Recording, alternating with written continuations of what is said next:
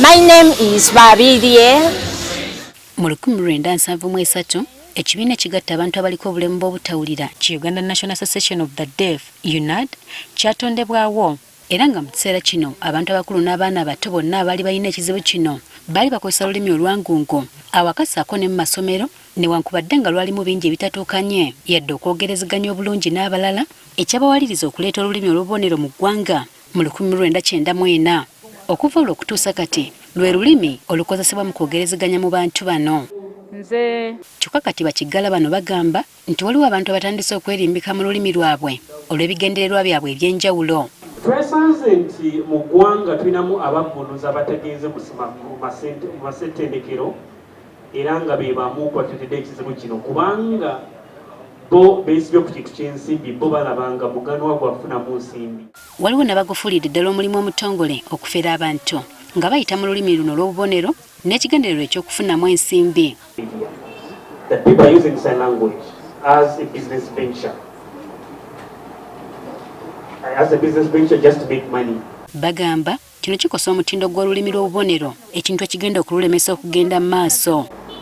And the quality of sign language that's taken. So sustainability will be a very big question moving forward.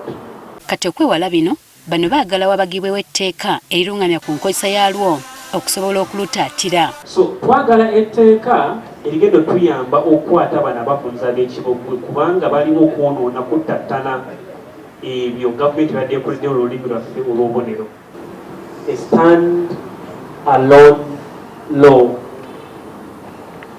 or a statutory instrument or an act of parliament specifically for sign language to help regulate this language, Honorable Minister. Bakiggala bano era baliko ne balumiriza okubavuma sako okubajerega olw'engeri gye boogeramu. Abamu batuuse n'okuvuma nti olulimi lwammwe lwankima ne batusekerera nedda bassebo ne bannyabo. Olulimi lwaffe lwa bubonero nga boogera Oluganda n'Olunya kitala n'ogera Oluteeso n'ogera Oluzungu n'ogera Olukyoli olwaffe lulimi lwa bubonero. Nga bwe batunula mu kusaba kwa bano Minisita omubeezi ow'abaliko obulemu Helen Grace Asamo abakubiriza okuwandiisa olulimi luno mu URSB lusobole okutongozebwa okwewala abafere.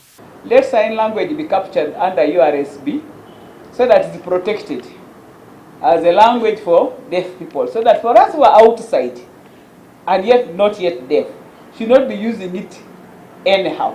Asamo era bawadde amagezi okwekolamu ekibiina basobole okumanyagana okwewala abeegumbulidde. The sign language interpreters, not the deaf people, have now formed what they call an association, but it's still in the infancy. They are trying to register the association. They are trying to get the members an association that we know each other, so that in case you are fake and you are not a member of this community, we shall discover that you are not part of it. Bino byonna bijjidde mu kiseera nga Bakiggala bateekateeka okujaguza olunaku lw'okulwanirira eddembe lyabwe ku Lwokutaano lwa wiiki eno ekkotido. Jennifer Kabaale agafeeyo ku Spark TV.